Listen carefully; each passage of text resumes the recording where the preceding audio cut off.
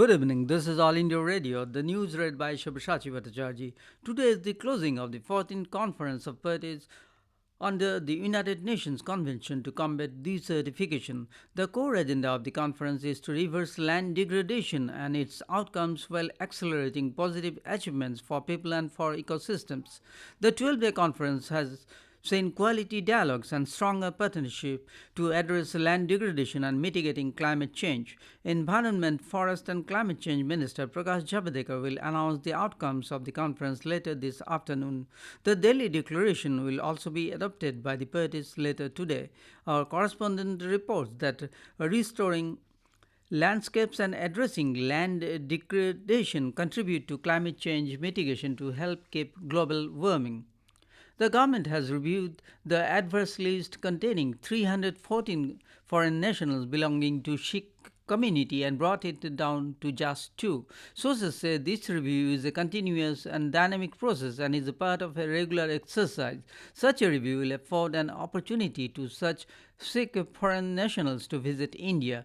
During 1980s, anti-India propaganda led some Sikh Indian nationals to flee India and took asylum outside India. Hence, they were placed in the adverse list till 2016 and were ineligible to avail visa services to visit India. Due to this, Indian missions maintained a local adverse list. Now, this practice has been discontinued, and all Indian missions abroad have been advised to grant appropriate visa to all whose names do not figure in the central adverse list.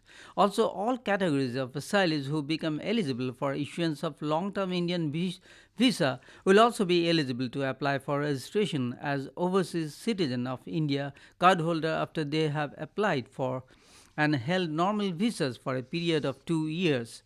The Supreme Court today referred centre's plea seeking review of the earlier verdict, which had virtually diluted provisions of arrest under SC/ST Act, to its three-judge bench.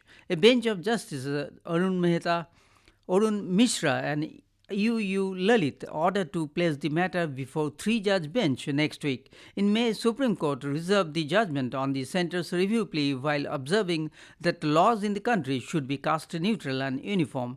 The centre had contended that the March 2018 verdict was problematic and it should be reviewed by the court. The verdict had led to a massive outcry and protest by different SC/ST organizations across the country. 5 Indian women police officers were honored by the United Nations for their commendable services in UN mission in South Sudan. Officials informed today that Reena Yadav, Inspector Chandigarh Police, Gopika Jahagirdar, DSP Maharashtra Police, Bharati Samantroy, DSP in the Ministry of Home Affairs, Ragini Kumari, Inspector in the Ministry of Home Affairs, and Kamal Shekhawat, ASP Rajasthan Police, were conferred the UN medal. The Indian women police officers received the UN medal at a medal parade in the United Nations mission in Juba in South Sudan on Tuesday, Home Ministry officials said. In a major embarrassment for Pakistan Prime Minister Imran Khan, his Interior Minister Ijaz Ahmed Shah has admitted that Islamabad has failed to get the backing of the international community on Kashmir. In an interview to a TV channel, he said, "The international community believes India rather than Pakistan." Shah said Pakistani ruling elite have destroyed the nation. Interior Minister also said that the Imran Khan government will bring all banned outfits, including Hafiz Said's Jamatul Dawa and Masood Azhar's Jaish-e-Mohammed, into the mainstream.